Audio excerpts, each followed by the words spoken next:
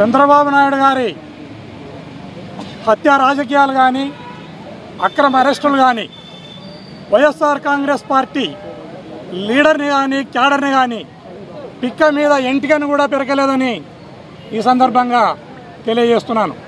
ఈ రాష్ట్రంలో ఎప్పుడు ఎలక్షన్లు జరిగినా వైఎస్ఆర్ కాంగ్రెస్ పార్టీ ఓడేది లేదు, మరొకసారి కూటమి గెలిచేది లేదని సందర్భంగా తెలియజేస్తున్నాను.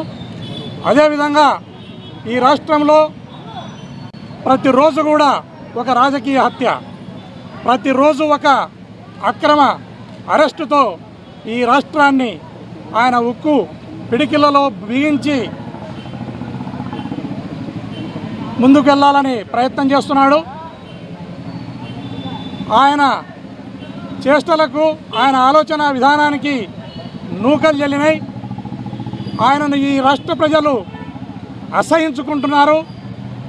ఇలాంటి అక్రమ అరెస్టులకు, తప్పుడు కేసులకు ఇప్పటికైనా పోలీస్ స్టాప్ పెట్టి ఆయన ఆ రోజు ఏదైతే హామీలు ఇచ్చినారో ఆ హామీలను నెరవేర్చే విధంగా ఆయన ముందుకు వెళ్ళాలని సందర్భంగా తెలియజేస్తున్నాను.